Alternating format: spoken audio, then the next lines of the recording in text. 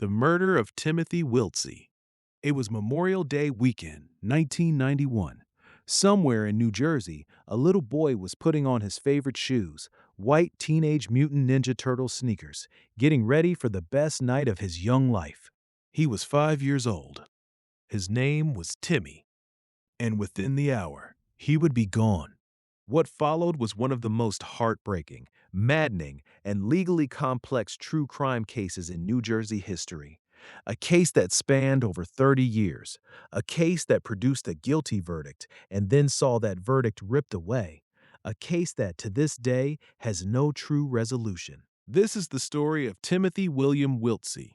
Timothy Wiltsey, Timmy to everyone who loved him, was born on August 6, 1985, in Cedar Rapids, Iowa. His mother was Michelle Lodzinski, a New Jersey girl who had traveled to Iowa as a teenager to visit her brother, met a local man named George Wiltsey, and became pregnant at just 16 years old. The relationship didn't last. When Timmy was just 6 months old, Michelle packed up and returned to New Jersey, bringing her infant son with her. George Wiltsey would have almost no contact with his son after that. Life for Michelle and Timmy wasn't easy. They moved in with Michelle's sister in South Amboy, a small working-class town in Middlesex County. Michelle had dropped out of high school. She worked whatever job she could find: bank teller, office clerk, and retail. She sometimes worked two jobs at the same time. By most accounts, she refused to accept government assistance and relied instead on help from her father and from babysitters, friends, and family to care for Timmy while she worked. People who knew her described her as a hard-working single mother. Timmy's landlady called her exactly that. And Timmy? By all accounts, he was a bright, energetic little boy who loved the Teenage Mutant Ninja Turtles, as most 5-year-olds did in 1991. He was enrolled in kindergarten at St. Mary's Elementary School, a private Catholic school, because Michelle had saved up specifically to send him there. She took him to the dentist appointments. She planned camping trips and holidays. But life was complicated. Childcare arrangements frequently fell through. Timmy was absent from school 25 days that year and was late on another 63. Michelle's romantic relationships were rocky, and at least one former partner had concerns about her parenting, describing her as relating to Timmy more like an older sister than a mother. Still, by the spring of 1991, things seemed to be looking up. The school year was almost over. Michelle had bought Timmy new clothes for his kindergarten graduation. She had booked a trip to visit her sister in Florida and was planning a visit to Disney World. On the evening of May 24, 1991, the Friday before Memorial Day weekend, Michelle told her neighbor she was planning to take Timmy to the Carnival the next day. The neighbor remembered that both of them were in a good mood. It would be one of the last times Timmy was ever seen alive. Saturday, May 25, 1991. A neighbor spotted Michelle and Timmy leaving their house together around 11 in the morning. The South Amboy Elks Club was holding its annual carnival at Kennedy Park in nearby Sayreville, a short drive away, close to the Raritan River. At around 7 p.m. that evening, Michelle called the police. She told them she had brought Timmy to the carnival around 7 o'clock. She said she put him on 3 rides, and then, just for a moment, just to go and get herself a soda, she looked away. When she turned back around, Timmy was gone. Just like that. The carnival grounds were immediately shut down. Workers stopped what they were doing. People began searching, and within hours, the search had exploded. Hundreds of volunteers fanning out across Sayreville, into the surrounding woods and fields, along the bayfront, through the town's playgrounds, around the streets near the apartment where Timmy and Michelle lived. By the following morning, the New Jersey State Police and the FBI had joined the search. James Ryan, a 22-year-old rescue squad member from South Amboy who would later become a deputy police chief, was one of the first responders on the scene. He would later describe it as the case of his lifetime. "If we didn't find Timmy right away," he said, "the chances of ever finding him would go down dramatically. Everyone in the whole town knew those hours were critical." This was before social media, before smartphones. Ryan had to knock on the doors of local businesses just to find a working copy machine so he could print missing child flyers. Within days, Timmy's face was on milk cartons across the region. His story aired on local and national television. Weeks passed. No Timmy, but something else was happening during those weeks. Something that would quietly shift the focus of this investigation towards the one person who should have been the most desperate to find him: his mother. From the very beginning, investigators noticed something was off about Michelle Ludzinski. For one thing, her story kept changing. Initially, she told police she had briefly turned away to buy a soda when Timmy disappeared. But within weeks of his disappearance, that story shifted. Now she was saying he hadn't just wandered off, he had been kidnapped, snatched from the carnival by strangers. Police found no evidence to support that claim. There was also the question of witnesses. Despite the carnival being an active, busy event, investigators could find almost no one who could confirm seeing Timmy there that evening at all. No carnival workers, no other families, nobody remembered a little boy in a red outfit and Ninja Turtle sneakers. And then there was Michelle's demeanor. Investigators and those around her noted that she didn't behave the way most parents of missing children behave. She was described, repeatedly, as cold, detached, almost oddly calm.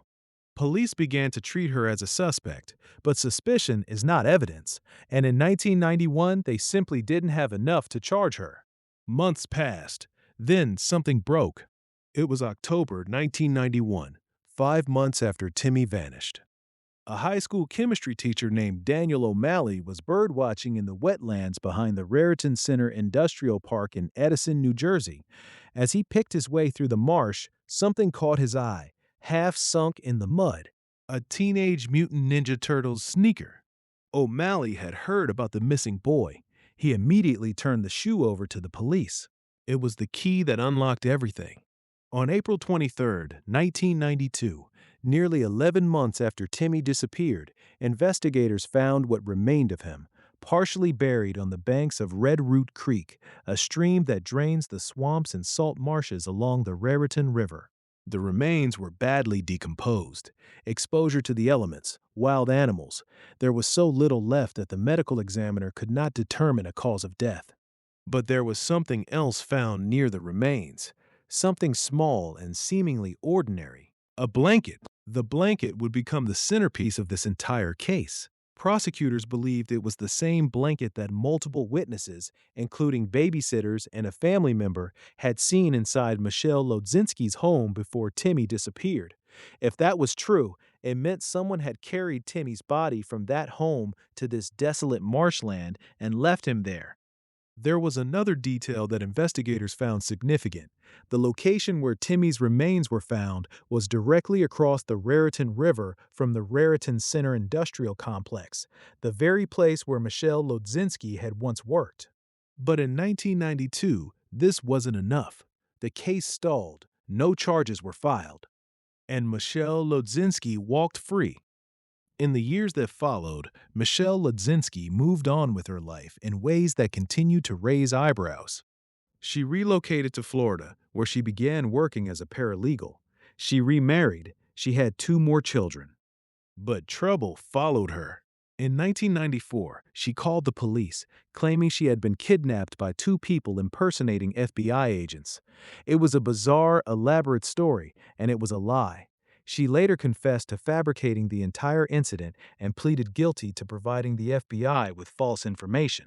A few years later, she was convicted of stealing a laptop from a former employer. Neither incident led to charges connected to Timmy's death, but each one added another layer to the picture investigators had been quietly building. Meanwhile, back in New Jersey, Timmy's case had gone cold. 20 years after Timmy's disappearance, in 2011, the Middlesex County Prosecutor's Office reopened the case. Investigators went back to the blanket. They tracked down Jennifer Blair Dilcher, Michelle's niece, along with 2 former babysitters. All 3 of them told investigators the same thing. They remembered seeing that blanket in Michelle's home while Timmy was still alive. It wasn't DNA. It wasn't a confession. But combined with everything else, the changing stories, the suspicious location, and the decades of strange behavior, prosecutors believed they had enough. On what would have been Timmy's 29th birthday, August 6, 2014, Michelle Lodzinski was arrested at her home in Florida and charged with the first-degree murder of her son. She was extradited to New Jersey in September of that year. At her first court appearance, she pleaded not guilty. The trial of Michelle Lodzinski began in 2016, 25 years after Timmy vanished from that carnival. For 43 days, jurors sat in a Middlesex County courtroom and heard prosecutors lay out their case piece by piece. The blanket, the witnesses, the inconsistencies in Michelle's story, the location of the body, her bizarre behavior in the years that followed. Juror number 2, a man named Joseph Mulverderton, later described watching Michelle throughout those 43 days. Cold as ice, he said, not showing the slightest bit of emotion, even as they talked about how wild animals had torn up the body of her son. There was also the work of investigators like a polygraph specialist trained in statement analysis, a technique that involves listening closely to the exact words a suspect uses, analyzing what they say and don't say, and finding the contradictions hidden in language itself. By the time this investigator had finished his examination of Lodzinski, she had already been the prime suspect for years. The defense argued there was no direct evidence, no DNA, no definitive cause of death, no witnesses to the crime itself.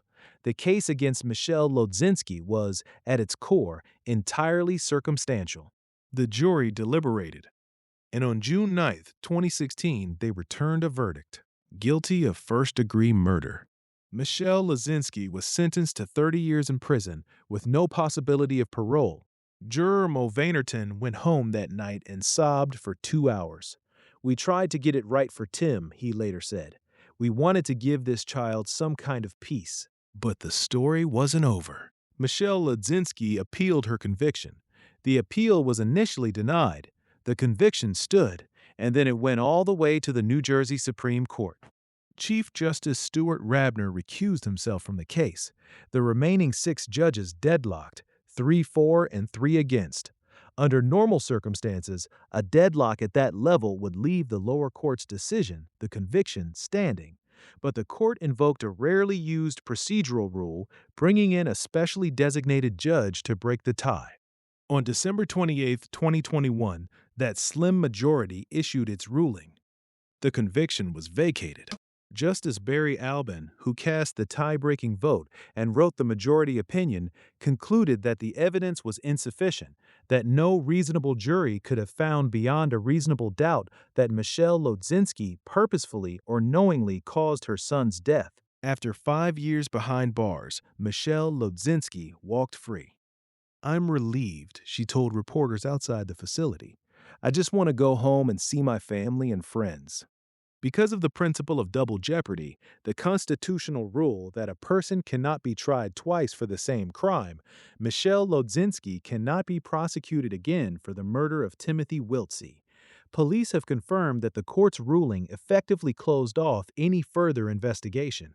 There will be no retrial. There will be no new charges. There may never be a definitive answer. The jurors who convicted her still believe they did the right thing.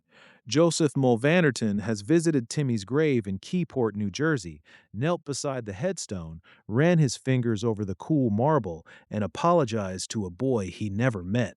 "We really tried, Tim," he said. "We really, really tried." And Timmy? Timmy Wiltsey was 5 years old. He loved the Ninja Turtles. He was about to graduate from kindergarten. He had a trip to Disney World coming up. He deserved better than this. The case of Timothy Wiltsey raises questions that go beyond evidence and legal standards.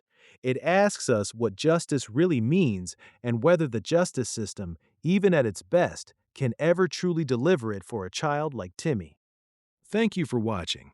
If you're new here, follow and subscribe for more true crime stories told just like this one, and I'll see you in the next one.